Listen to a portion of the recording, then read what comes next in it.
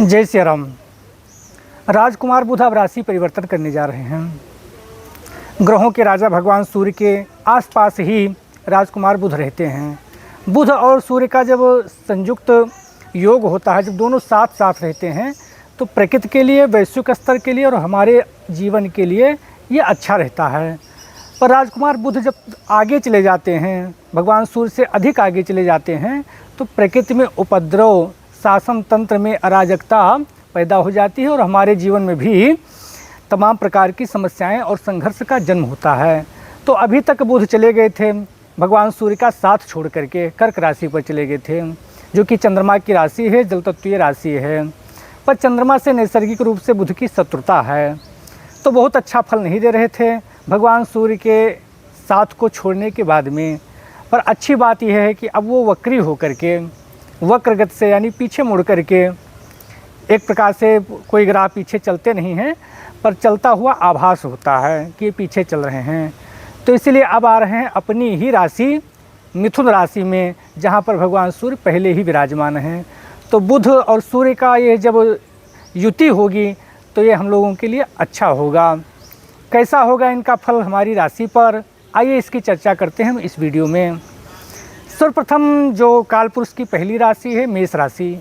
यदि आप मेष राशि अथवा मेष लग्न के हैं तो बुध का यह राशि परिवर्तन, ये वक्री चाल आपके लिए अब बहुत अच्छा होने वाला है, क्योंकि सूर्य और बुध साथ मिलकर के आपके पराक्रम में वृद्धि कराएंगे। कार्य क्षेत्र में आपकी वृद्धि होगी, आपके पराक्रम में वृद्धि होगी, भाग्य का भी साथ मिलेगा, धर्म कर्म में आपकी रुचि बढ़ जाएगी। बड़े भाइयों से, विशेष करके भाई बहनों में जो अनबन थी थोड़ा, क्योंकि भगवान सूर्य जब अकेले होते हैं तो थोड़ा अनबन कर देते हैं, मनमुटाव पैदा कर देते हैं, क्रोध की मात्रा बढ़ा देते हैं, तो वो सारी स्थिति अब सामान्य हो जाएगी जब बुध सूर्य के साथ में आ जाएंगे। वही यदि हम वृष राशि अथवा वृष लग्न की बात करें तो दूसरे में होगा बुध का राशि परिवर्तन।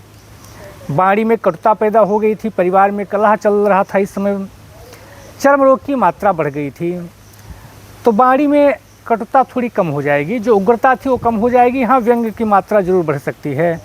धन के लिए अच्छा है, परिवार में कुछ उथल पुथल चल रहा था तो वहाँ भी ये अच्छा करने वाले हैं। पर स्नायु से संबंधित, नस से संबंधित कोई रोग होने की संभावना रहेगी इस दौरान, मोच आने की भी संभावना बन सकती है इस दौरान। वही यदि आप मिथुन राशि अथवा मिथुन लग्न के हैं तो ये क्रोध पर आपकी नियंत्रण दिलाएंगे बुध, और धन की मात्रा भी बढ़ाएंगे इस दौरान, और आप थोड़ा सकारात्मक हो जाएंगे। अभी जो थोड़ा उद्विग्न थे, उद्वेग से आप ग्रसित थे, क्रोध में थे, तो वहाँ अब आपको सामान्य स्थिति प्राप्त होती हुई दिखाई दे रही है। दाम्पत्य जीवन में जो कलह का वातावरण चल रहा था, मनमुटाव हो रहा था आए दिन, तो उसमें अब स्थिति सामान्य हो जाएगी। वहीं यदि आप कर्क राशि अथवा कर्क लग्न के हैं तो द्वादश में सूर्य थोड़ा आपके लिए षड्यंत्र पैदा करते हैं, लोग आपके ऊपर आक्षेप लगाते हैं, और जब बुध यहाँ आ जाएंगे तो यात्रा होगी, यात्रा के दौरान खर्च होगा। प्रशासनिक कामों में, विशेष करके कागजी कामों में आपको सावधानी बरतने की आवश्यकता है। हालांकि विरोधी परास्त हो जाएंगे इस दौरान, खर्च की मात्रा बढ़ेगी, पर सावधान रहने की ज़रूरत है। विशेष करके कागजी मामलों में खर्च पर नियंत्रण थोड़ा रखना होगा। स्नायु संबंधी रोग होने की भी संभावना रहेगी, नेत्र विकार की भी संभावना बन सकती है इस दौरान। वहीं यदि आप सिंह राशि अथवा सिंह लग्न के हैं तो लाभ स्थान में भगवान सूर्य थे, शत्रुओं की मात्रा बढ़ रही थी पर शत्रु पराजित हो रहे थे, समाज में मानी सम्मान दिला रहे थे, पर जो कुछ असहज स्थिति थी, असामान्य स्थिति थी बुध के आने से, वो भी अब आपके कंट्रोल में आ जाएगी। संतान के लिए खुशखबरी रहेगा, संतान ने कोई परीक्षा दे रखी है तो वहाँ अच्छी खबर मिलेगी। प्रेम संबंधों में कोई अनबन इत्यादि थी तो वहाँ सकारात्मकता आपको देखने को मिलेगा। तो बुध के साथ आ जाने से सिंह राशि अथवा सिंह लग्न वालों के लिए जो कुछ थोड़ा हलचल था जीवन में, अब वो हलचल शांत हो जाएगी। वहीं यदि आप कन्या राशि अथवा कन्या लग्न के हैं तो राशि से होकर के बुध आपके दशम में आ जाएंगे, तो यहाँ विशेष करके नौकरी पेशा वालों के लिए, व्यापारियों के लिए अच्छा समय रहेगा, कागजी काम करने वालों के लिए अच्छा रहेगा। माता पिता से सहयोग मिल सकता है, माता पिता के स्वास्थ्य में यदि कोई असमंजस की स्थिति थी तो वहाँ भी अब लाभ होने की संभावना बन रही है। वही यदि आप तुला राशि अथवा तुला लग्न के हैं तो नवम में होगा बुध का राशि परिवर्तन, यात्रा कराएंगे, पिता से सहयोग दिलाएंगे। खर्च की मात्रा बढ़ सकती है, पर पराक्रम में वृद्धि होगी और व्यापार के द्वारा आप अच्छा आय अर्जित कर सकते हैं इस दौरान। वहीं यदि आप वृश्चिक राशि अथवा वृश्चिक लग्न के हैं तो स्नायु संबंधी रोग होने की संभावना बनेगी। वाणी में थोड़ी जो कठोरता थी वो मृदुता आ जाएगी। आकस्मिक धन लाभ होने के अवसर रहेंगे, पर मानसिक तनाव बना रहेगा इस दौरान। वहीं यदि आप धनु राशि अथवा धनु लग्न के हैं तो सप्तम में बुध का राशि परिवर्तन दाम्पत्य जीवन की कलह को, वैमनस्य को शांत करेगा, व्यापार में लाभ दिलाएगा। पार्टनर जो आप थे अभी तक आपके प्रतिकूल थे अब वो अनुकूल हो जाएंगे। IQ के लिए अच्छा रहेगा। जो लोग मानसिक रूप से द्वंद्व से जूझ रहे थे उनके लिए ये अच्छा समय आने वाला है।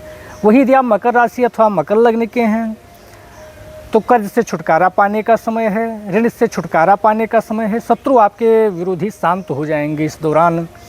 विरोधियों पर आप भारी पड़ेंगे और किसी रोग से परेशान थे विशेष करके तो उससे भी छुटकारा मिलेगा और ननिहाल पक्ष से अच्छी खबर मिल सकती है इस दौरान। वहीं यदि आप कुंभ राशि अथवा कुंभ लग्न के हैं तो पंचम में बुध का राशि परिवर्तन जुआ, सट्टा, लॉटरी इत्यादि से लाभ दिला सकता है। कोई कागजी काम आप कर रहे थे तो वहाँ से भी लाभ मिलने की संभावना है। वित्तीय स्थिति इस दौरान आपकी अच्छी दिखाई दे रही है। संतान के तरफ से अच्छी खुशखबरी मिलने की संभावना बनेगी इस दौरान। वहीं यदि आप मीन राशि अथवा मीन लग्न के हैं तो चतुर्थ में बुध का राशि परिवर्तन भूमि, भवन और वाहन संबंधी सुख आपको दिलाएगा। माता पिता के लिए भी ये गोचर अच्छा रहेगा, पर इस दौरान माता पिता के स्वास्थ्य संबंधी आपको ख्याल रखना पड़ेगा, वहाँ स्थिति थोड़ी गड़बड़ हो सकती है। आशा करता हूँ कि ये फलादेश ये वीडियो आपको अच्छा लगा होगा। जैसा भी हो आप कमेंट करके बताइए और चैनल को सब्सक्राइब कर लीजिए जिससे आगामी वीडियो आप तक सुचारू रूप से पहुँच सके। जय श्री राम।